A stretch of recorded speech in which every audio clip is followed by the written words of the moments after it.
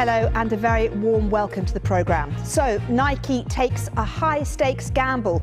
The upside of the endorsement of a controversial NFL player, will that outweigh the fury of conservative Americans and supporters of Donald Trump?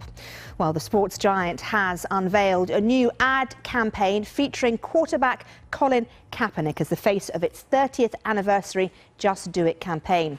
Well, Nike is, of course, the world's biggest sports brand with a market cap of $131 billion.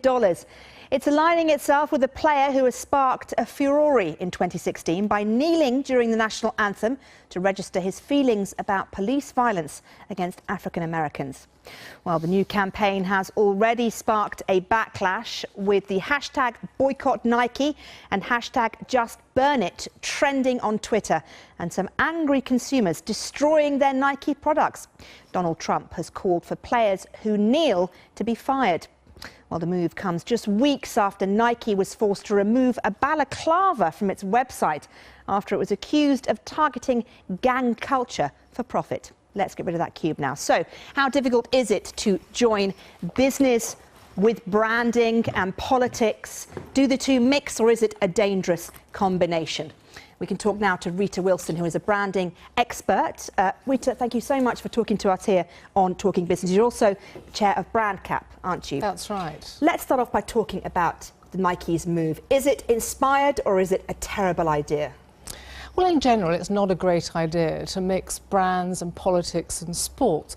But actually, for this issue and for their target audience, this is something that transcends politics. And Nike has got a great track record of just getting the right trend, the right issue, and behind the right kind of people at the right time. Now, this is obviously not without contention, but they would have done their research. Nike is one of the most valuable brands in the world, and there's a reason for that. So, what kind of research would have gone into this decision before it was made? What would Nike have looked at and thought, right, is this a good idea? Is it going to fundamentally make us money? Sure. Well, it would be both a quantitative and also a qualitative judgment. And from a quantitative point of view, you'd find out how many customers, how many of their consumers would really fall into the camp of thinking this was an important issue, one that they should support, this is a personality that they identify behind.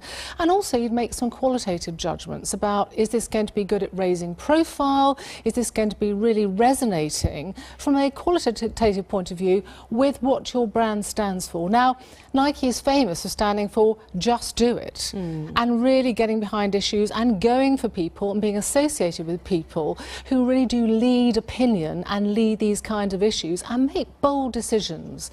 And I suppose the key thing here is, if you're being talked about in whatever way it is, if you're trending in whatever way that is that not the whole point? Has Nike not won a victory here anyway, whichever way you look at it?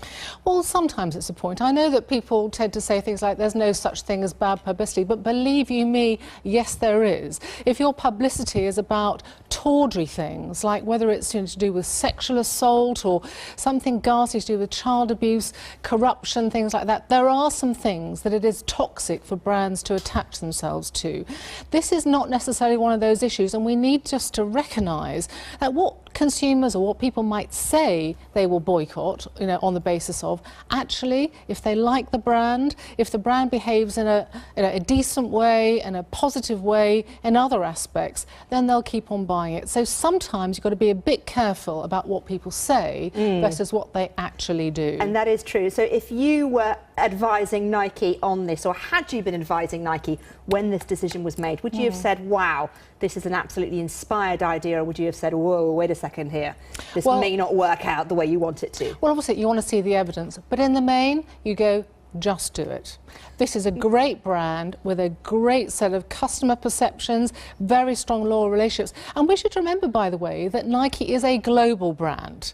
It's not just in North America, it is a global brand. It resonates globally. It has got some incredibly popular relationships, connections in countries all over the world with a whole range of sports. This is one aspect of Nike, and actually this is a $30 billion brand, and it hasn't got to that value without making some sensible decisions, some bold decisions, and that's frankly what great brands need to do all the time. Okay, Rita Clifton, lovely to see you. Thank you very much.